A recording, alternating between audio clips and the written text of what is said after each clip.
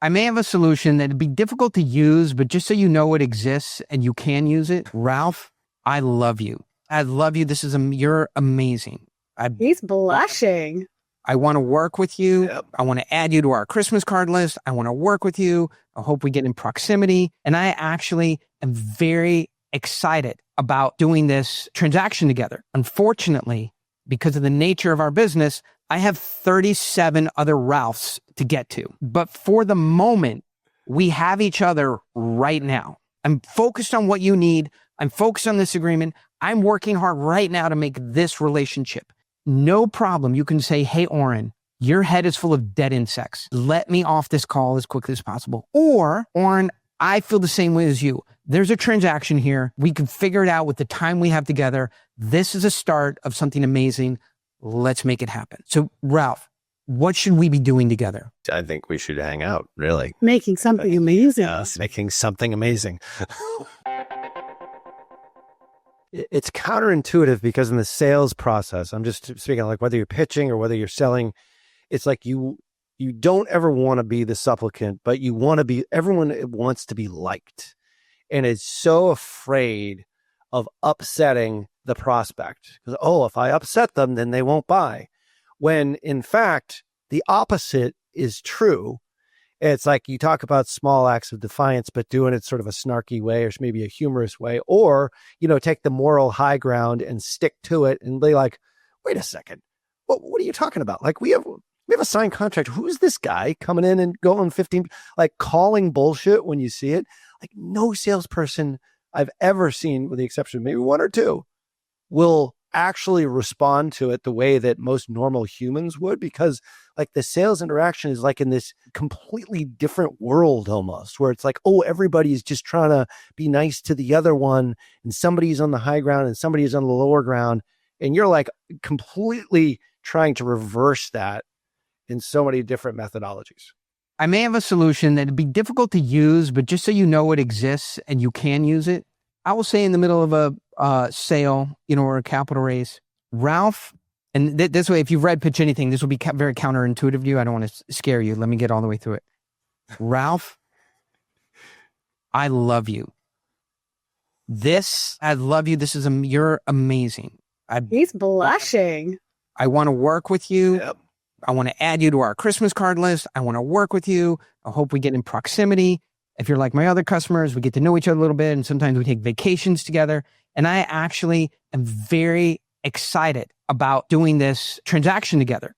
You can have my phone number. You can have my backup phone. You can fax us on the weekend. I love you for the moment. Unfortunately, because of the nature of our business, I have 37 other Ralphs to get to.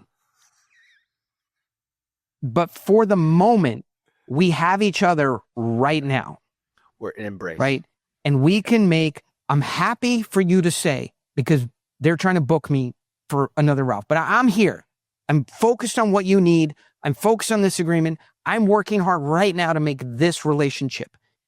No problem. You can say, hey, Oren, your head is full of dead insects. Okay. Let me off this call as quickly as possible. Or, Oren, I feel the same way as you. There's a transaction here, right? We can figure it out with the time we have together. This is a start of something amazing. Let's make it happen. So, Ralph, what should we be doing together? I think we should hang out, really. Making something amazing. Yes, making something amazing. Should go ride motorcycles together. I'm enamored. How dare you leave me out? How dare you leave me out? Lauren, I don't even know who she is. So, like, your point is you can go in either direction. You have to. It comes back to the same thing. Yogi Berra said, when you come to a fork in the road, take it.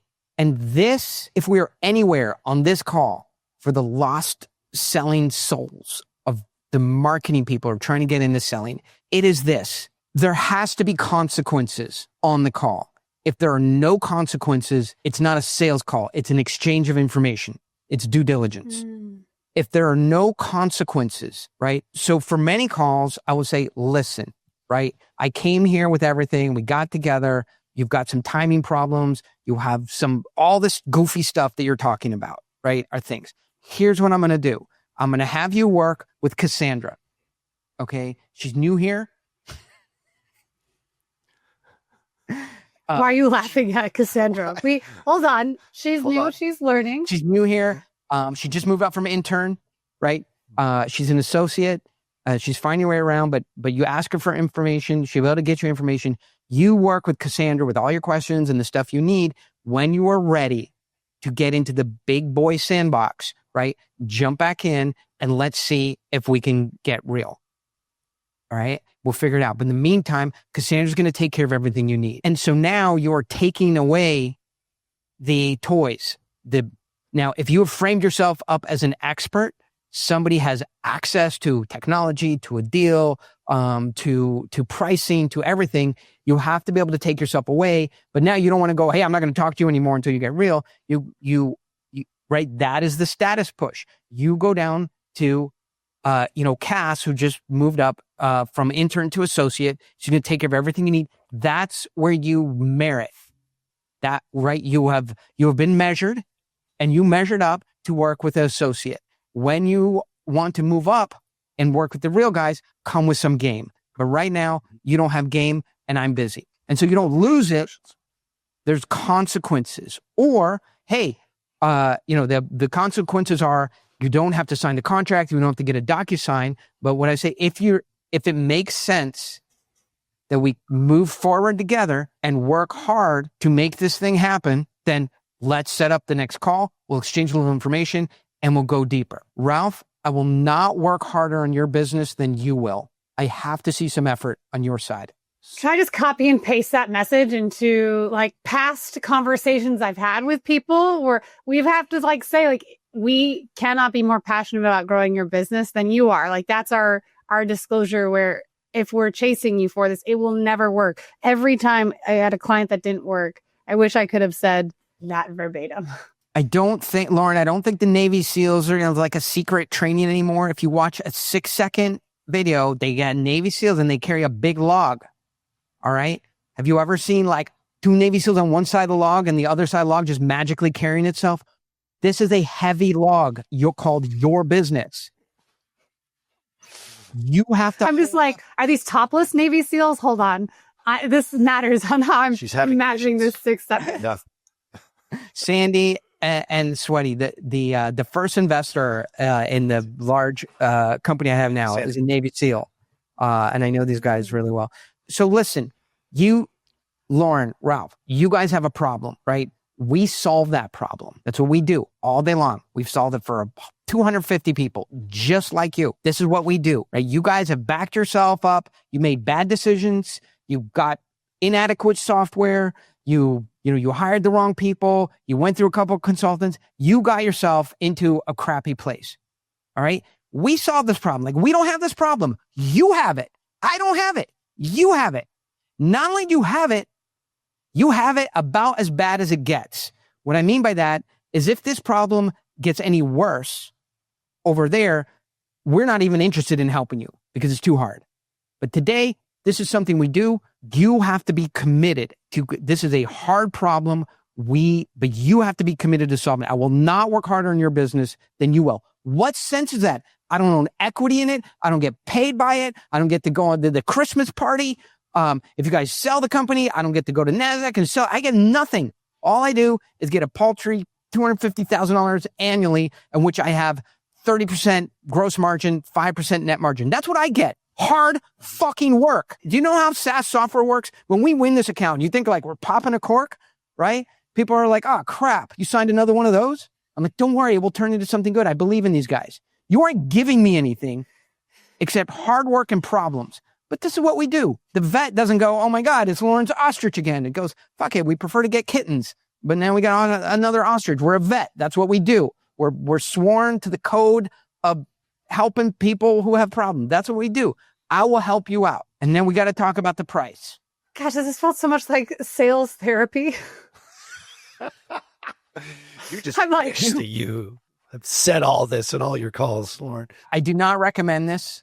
And it's not all, you have to been in cycle hundreds of times in order to do it. But I will say, Ralph, come on, just go fuck yourself. Honestly, do you hear yourself? That is not a thing that you're talking about. Like, do you want to actually solve this or you want to do kabuki theater? I have things to do.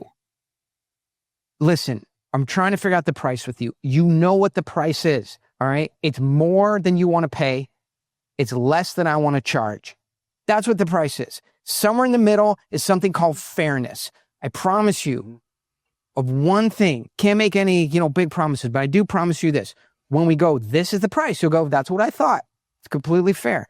If you're looking for the one from Malaysia, Vietnam, China, Indonesia, Turkey, go get that one. People solve this in many ways. Women, Lauren, to your point, women have babies all over the world in fields and in huts. You don't have to have it in La Jolla Scripps Hospital. It's the preferred place to do it. If you're like us, we have one kid. We don't have emergency backups, right? That's where we had our kid. But you don't need the... When I told you I worked out with the Navy SEALs for a long time. When we had our son, she had very long labor. It was like, almost 24 hours. Finally, everybody was gone. So it was just the nurse practitioner, to weigh the kid and everything. And my wife was passed out and I was holding the baby. A doctor, everybody else had cleared out. And then she's weighing the baby and she goes, "Who wrote on this baby?" Right. And so I Wait, tattooed already? No, I worked out with this Navy SEAL guy from, in old school, right? From Vietnam era. He's like, when you have the baby, you want to make sure to put your name on it. So they can't switch it out. Right. So I bring a permanent marker. I write my name and the date, like my signature that nobody else can do on the baby. And she goes, "Who wrote on this baby?" And I'm like, I'm definitely in trouble because it's only my wife and she's sleeping. This guy. Me and her are the only people in the room. One of his "I'm sorry's" came out. And that was my annual. That was your one. You only get one. I was like, hey, but that's a fair thing to do. Have you seen Chris and Frankie? They talk about why you should never have your mouth open when a plane flies over you. Yeah. And in the show, they said, because have you ever had a bunch of feces fall in your face? Oh my God. I never heard that. But so then she goes, why did you write on the baby? And then I work out with this guy and he's a Navy. It's like Entourage, the explanations that they would give to, an entourage. Well, because I work out with the Navy SEAL and he said that they switched the baby out. And she's like, we don't switch babies out. Anyway, all of this ties into one thing. You have to love that account. You have to lean into the account. You have to want the account. You have to admire the account, but you have to hold the account accountable for certain behaviors. What you can do is you can convince them of the features and the benefit and the value proposition and your integrity and your expertise and the track record of your company, and that your information is better than the other person's information and that, but you cannot teach them behaviors that will make it profitable. We sell either a service or a product that comes with a service, or we sell equity. If you are raising money and you take a bad investor with core values that don't align with your own, you will live with the consequence of that decision for the rest of your life. It's so destructive. And I'm sure, Ralph, in your, sales effort in your company, taking a bad customer loses more money than it was ever worth in the first place, from a distraction, from a raw dollars point, from the frustration of the teams. So accountability, it has a twin benefit. One, it stops you from taking a money-losing or problematic customer. And number two, it gives you the non-neediness you're looking for. This is the amazing thing. There's no risk to being non-needy because you're just saying, I have a boundary which I do not go beyond. Which makes you more desirable, which is the counterintuitive part of it. Which makes you more desirable. Now, how you do it. Now, I don't want people leaving this call and going, hey, I have boundaries I don't go beyond. Let me explain them to you. The boundaries come in conversations as you go along. But here, when you see something goofy in the behaviors of the client, if you have ironed out your own belief system, your own values, your own boundary, you just call it out. And you go, why are you saying that? That's super goofy. There's a yellow flag, pink flag, red flag, whatever you want to call it. Sometimes people just say things, I know you want a discount or whatever, but let's use our time together in a way that makes sense. Stop saying that.